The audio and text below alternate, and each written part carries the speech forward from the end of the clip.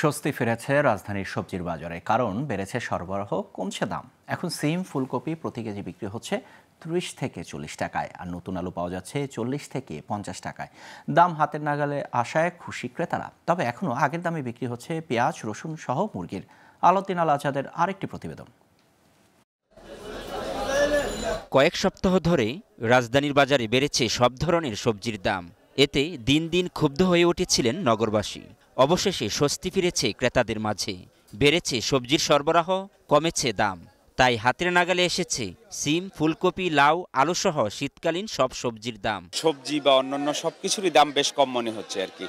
বাজার ব্যবস্থাপনায় হঠাৎ পরিবর্তন কিভাবে হলো আমি আসলে বুঝতে পারছি না। সবজি তো এখন খুবই সস্তা, ভালো, সবাই খুব কমফোর্ট ফিল করছে। বিক্রেতারা বলেছেন, বন্যা ও প্রাকৃতিক দুর্যোগের কারণে কিছুদিন আগেও দাম বেশি ছিল সবজির।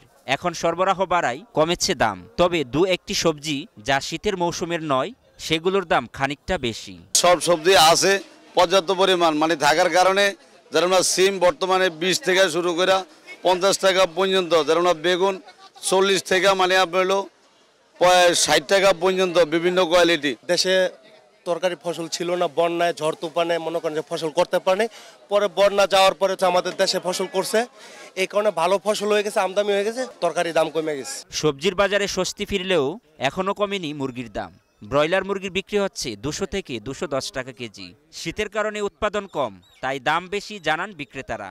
এই মুরগি 320 টাকা কেজি, ব্রয়লার মুরগি হলো 200 টাকা কেজি, আর লাল হলো 270 টাকা কেজি। 10-15 দিন পরে ঠান্ডা লেগে বাচ্চারা বাঁচাতে পারে না, মুরগি এই জন্য দাম বাড়ে যেতে আছে। এদিকে আলুর দাম কমতে শুরু করলেও বেশি দামে বিক্রি হচ্ছে পেঁয়াজ, রসুন। সপ্তাহ ব্যবধানে পেঁয়াজ, রসুন আবারও কেজিতে বেড়েছে 10 টাকা করে। পেঁয়াজের দাম আপনার কিছু দিয়ে 2-3 দিন ধরে বাড়ছে। পেঁয়াজের দাম কেজিতে 60 টাকা 8 টাকা বাড়ছে। রসুন আপনার কেজিতে 10 টাকা 12 টাকা বাড়ছে। আলুর দাম কিছুটা কমেছে, কিন্তু পেঁয়াজের দাম আমার কাছে বেশি মনে হচ্ছে। শীতের সবজির দাম কমলেও কমেনি চালসহ বিভিন্ন নিত্যপণ্যের দাম। তাই সব ধরনের নিত্যপণ্যের দাম কমানোর দাবি নগরবাসীর। আলাউদ্দিন আল আজাদ, গ্লোবাল টেলিভিশন, ঢাকা।